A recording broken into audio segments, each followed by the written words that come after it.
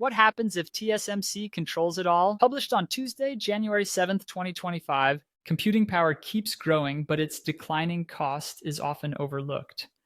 Over the last 6 decades, the semiconductor industry has relentlessly driven down transistor costs.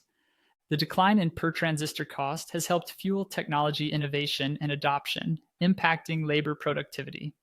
Not many businesses could afford a mainframe, but some could afford a mini computer, and most could afford a PC. More recently, though, the cost decline has started to taper off. This might seem alarming, but for 60 years, the industry has collectively innovated past these challenges, and I expect it will continue to do the same. After all, intelligence is more accessible than ever. My real concern is that a single company, acting rationally within a capitalist framework, could jeopardize decades of collective progress. Moore's law states that transistor density doubles rapidly. Moore first observed yearly transistor doubling, but later revised it to every 2 years. The choice of the word law in Moore's law is a misnomer. Moore's observation is best understood as an aspirational goal that the semiconductor industry has tirelessly pursued. I think of it as a sort of self-fulfilling prophecy. Even after 60 years, transistor density still doubles regularly, albeit more slowly than before. For the interested reader, Pushkar Ranad's wonderful post details various technical innovations Intel pioneered that contribute to fulfilling Moore's prophecy, especially in the post-Dennard scaling era. History overlooks Moore's focus on the declining cost per transistor. From his famous 1965 article, we can see Moore's correct prediction of falling costs with increasing density. Why? The cost per transistor is equal to the cost of fabricating a wafer divided by the number of transistors that fit on the wafer. The industry must increase transistor density faster than wafer cost to sustain Moore's economic observation of a decreasing cost per transistor. The cost to fabricate a wafer is dominated mainly by fixed costs like facilities, equipment, depreciation, and R&D.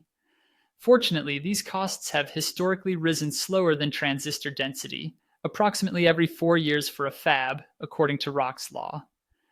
Transistor density must outpace wafer costs to undergird Moore's precept as put forth by Ben Thompson. In practice, though, Moore's law has become something more akin to a fundamental precept underlying the tech industry. Computing power will both increase and get cheaper over time. This precept, which I will call Moore's precept for clarity, is connected to Moore's technical prediction. Smaller transistors can switch faster and use less energy in the switching, even as more of them fit on a single wafer. This means that you can either get more chips per wafer or larger chips, either decreasing price or increasing power for the same price. In practice, we got both. However, Ben points out that the costs of wafers significantly increased with the introduction of EUV. With TSMC's 5nm process, the price per transistor increased, and it increased a lot, 20%. The reason was obvious. 5nm was the first process that required ASML's extreme ultraviolet EUV lithography, and EUV machines were hugely expensive, around $150 million each. This wafer cost increase outpaced transistor density improvements, leading to a per unit transistor cost increase. By the way, the future of EUV is even more expensive. High NA EUV machines reportedly cost $380 each. Fortunately, this rapid cost inflation only occurred when EUV was introduced and subsequent nodes returned to a typical wafer cost trajectory. What happened at 5nm was similar to what happened at 20nm. The last time the price transistor increased, that was the node where TSMC started to use double patterning, which means they had to do every lithography step twice. That both doubled the utilization of lithography equipment per wafer and also decreased yield. For that node at least, the gains from making smaller transistors were outweighed by the costs. A year later, though, and TSMC launched the 16nm node that reunited Moore's law with Moore's precept. That is exactly what seems to have happened with 3nm, where the gains of EUV are now significantly outweighing the cost. and early rumors about 2 nanometer density and price points suggest the gains should continue for another node. Note that this historical analysis is in the context of foundry competition, so prices are reflective of costs. Yes, whoever wins the race to the next node can take more margin and will win massive volume to boot, but the threat of competition at future process nodes keeps prices honest. In that sense, TSMC, Intel Foundry, and Samsung are somewhat of an oligopoly. As long as Intel Foundry and Samsung are viable alternatives, the transistor cost curve will be driven by Moore's law, transistor density, versus Rock's law, wafer costs, and it's up to the collective industry to ensure transistor density improvements outpace wafer cost inflation. But as Jay Goldberg astutely points out in The Real End of Moore's Law, this all goes out the window if Intel Foundry and Samsung drop out of the foundry business. Jay writes, put simply, absent any viable competition, TSMC goes from effective leading-edge monopolist to true monopolist. They can raise prices as high as they want. Absent the threat of competition, TSMC can shift from a cost-plus pricing model to a value-based pricing model. In turn, wafer prices will increase faster than transistor density, causing the transistor price cost curve to rise. Don't blame TSMC, though, as capitalism is functioning as expected. Any rational, profit-driven company will optimize for its self-interest, even at the expense of broader systemic innovation.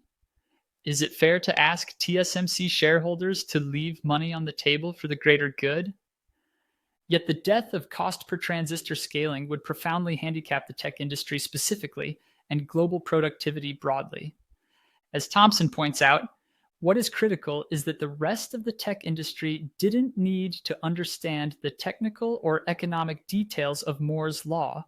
For 60 years, it has been safe to simply assume that computers would get faster, which meant the optimal approach was always to build for the cutting edge or just beyond, and trust that processor speed would catch up to your use case. When transistor costs increase for several process nodes in a row, out goes the old. Developers saying, we're running out of compute headroom, but if we can make it another year until the next chip ships, we'll be okay. And in with the new, developers saying, we're running out of compute headroom, I guess we'll need a second processor. Consumers too. From, I should upgrade my laptop, this one is pretty slow, to, the new MacBook isn't faster, I'll pass. In this future, what will happen to the global economy? What about productivity gains? Moreover, given the lack of foundry competition, what incentive does TSMC have to even ship new process nodes every 2 years? Why not let that slide to 3 or so years? Don't forget, Intel contributes significantly to semiconductor R&D innovation. Can IMEC and TSMC do the R&D to keep this every 2 years cadence happen? We must avoid this future. We can't afford a true foundry monopoly. As Goldberg aptly sums up when he writes, and this is why Intel Foundry matters. Today, people can credibly argue that there is no commercial need for Intel Foundry in the industry, that customers do not need a second source to TSMC. But look ahead a few years to a world in which TSMC can raise prices freely. At that time, everyone will be desperately looking for that alternative. I agree with Jay. We need foundry competition. We need Intel Foundry. If you like this, sign up for more at chipstrat.com.